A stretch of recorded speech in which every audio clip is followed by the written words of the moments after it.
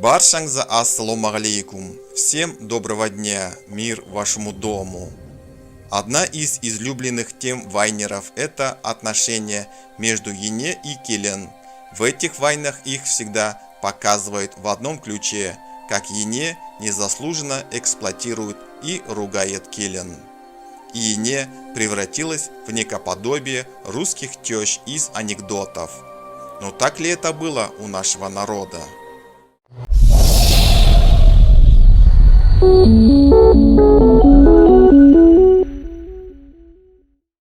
Как только Келен переступила порог юрты мужа правой ногой и наливала масло в огонь, она становилась членом его семьи, рода. Свекровь обычно относилась к невесте довольно сдержанно. Когда-то она сама была в этой роли и испытала на себе все тяготы семейной жизни, которые выпадали на долю невестки. Когда же она становилась свекровью, то ее главным интересом становилось благополучие женатых сыновей. Поэтому, вольно или невольно, ее характер становился более твердым. Ответственность за благополучный предродовой период ложился на Йене. Она делилась жизненным опытом с Келен, чтобы она могла легко перенести все возможные трудности. Считалось, что если о Келен хорошо заботиться, то родится здоровое потомство. Плохой или недостаточный уход осуждался родственниками. Свекрови запрещалось ругать или делать замечания беременной снохе, чтобы сохранить ее нервную систему, и ребенок родился здоровый.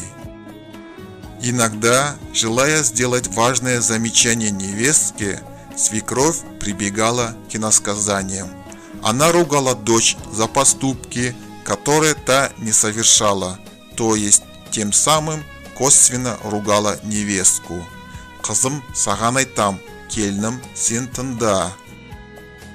После родов женщине также заботу проявляли свекровь и сестры мужа. Чтобы поддержать роженицу после родов, для нее специально готовились ритуальные угощения «қалжа», предназначенные матери после родов. Если вам понравилось видео, прошу вас, поставьте лайк. А если не понравилось видео, прошу вас, поставьте дизлайк. А также прошу вас, напишите в комментариях, что вы думаете по поводу этого видео. Нам важно знать ваше мнение.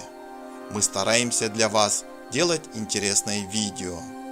Всех благодарю, что были с нами. Всем желаю крепкого здоровья и удачи. До новых встреч, друзья!